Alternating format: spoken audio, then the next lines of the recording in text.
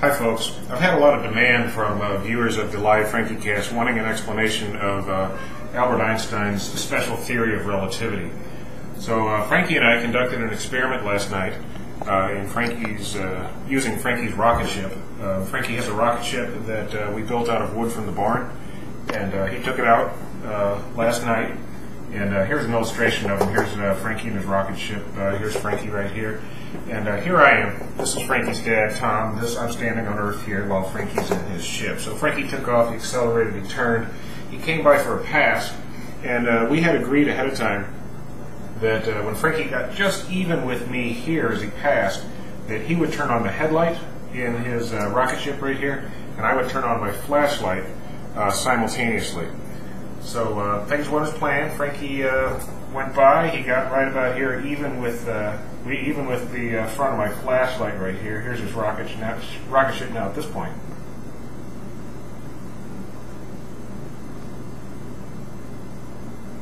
There's Frankie. Now you notice that his rocket ship is shorter now, and we'll get back to that later. So now we get to this point, and Frankie turns on his headlight, I turn on my flashlight, and here goes his light beam heading out this way. We'll ignore the fact that it's diverging, we're just going to pay attention to the straight part in the center here. So it sticks out there, and I turn on my flashlight, my light beam travels out here, and this is where how far the light has traveled as of 12 seconds my time. So I turn on my flashlight, and after 12 seconds the light is at this point. After 12 seconds, now Frankie's traveled along just a bit, so he's up here now.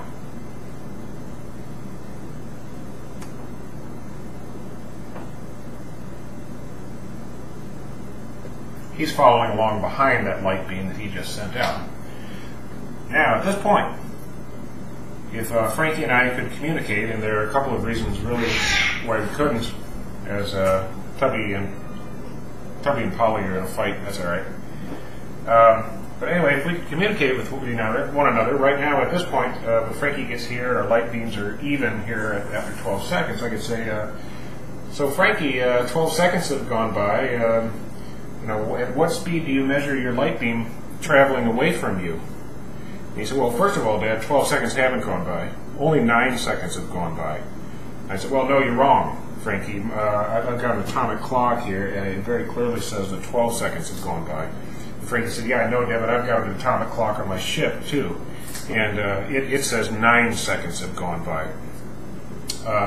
And we'll get back to why that is here in a minute. Now, Frankie is traveling along at 2/3 of the speed of light. Now, why is it that Frankie is measuring this elapsed time as 9 seconds, and I'm measuring it at 12? It all has to do with the fact that the speed of light is the same for all frames of reference. So if I measure Frankie's beam of light traveling away from him, I'm going to measure it at 186,000 miles per second, because that's the speed of light in a vacuum. If I measure my own light beam as traveling away from me at the same thing, the speed of light, which is represented by the letter C, that's the speed of light in a vacuum, which is a constant, 186,000 miles per second. Frankie measures his own light beam traveling away from him. He's going to measure it at 186,000 miles per second. He travels my light beam, measures my light beam, he's going to measure it as traveling away from me at a speed of C. Well, why is that important? Think about the implications of that. If Frankie were to throw a baseball out the front of his spaceship, and let's say now his spaceship was traveling at 50 miles per hour, he throws it out of his ship at 40 miles per hour, he's going to measure that baseball is moving away from him at 40 miles per hour, right? He's still moving forward, he threw it out at 40, it's moving away from him at 40. If I measure that baseball's speed with a radar gun, I'm going to measure it at the 50 miles per hour of Frankie's ship, because he was moving forward when he threw it, plus the 40 miles per hour of the baseball. I'm going to say that baseball is moving at 90 miles per hour away from him. Right? Somebody's passing by you, you're walking on the side of a highway, somebody's passing by, they're traveling 50 miles per hour, they throw a baseball at you at 40 miles per hour, and it hits you in the face, it's going to hit you in the face at 90 miles per hour. ignoring wind resistance and such. So that's where light is unique. It's the same speed no matter from what frame of reference it is measured. So I measure this speed of light at 186. Frankie measures it moving away from him at 186. Seems impossible. How can it be? It seems to me that that light beam, when he shoots it forward from himself, should have the speed of his ship plus the speed of 186,000 miles per second. Doesn't work that way. Once again, light is always traveling at the same speed regardless of the frame of reference from which it is measured. That's why Frankie measures the time elapsed as 9 seconds. I measure it as 12 seconds. Because the speed of light is the same for all frames of reference. And it's totally unclear why that would alter time measurement for Frankie relative to me, and for me relative to Frankie. I can't explain it why very easily, but here's a video which I think does a pretty good job. I'll be back in a minute.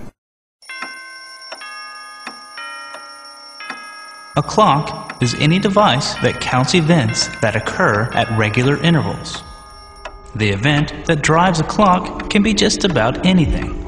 The swing of a pendulum, the bounce of a ball, the unwinding of a spring, or the changing current in an electric circuit.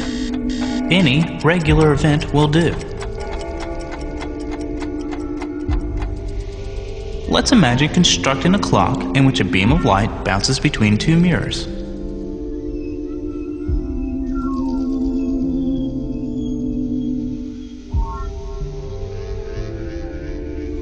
Whenever the light strikes the bottom plate, the clock advances.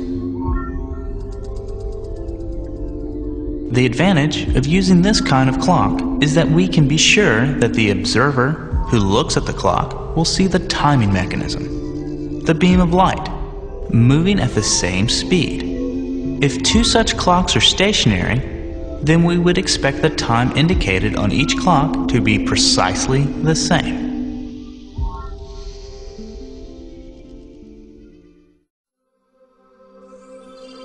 But what happens when one clock is in motion?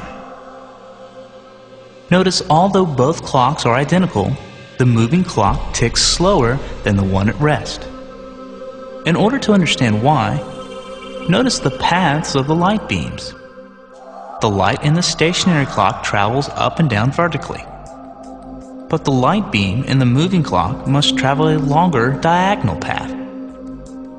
Since both beams travel at the same speed, and the upper beam travels a longer distance, the stationary observer sees the moving clock run slower than his own. This slowing down of clocks in motion is known as time dilation.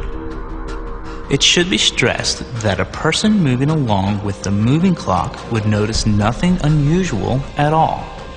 The clock and the flow of time would seem to progress normally. According to this observer, he is at rest, and the other observer is moving past him. According to him, it is the other clock that is running slowly. The flow of time in Einstein's universe is entirely relative.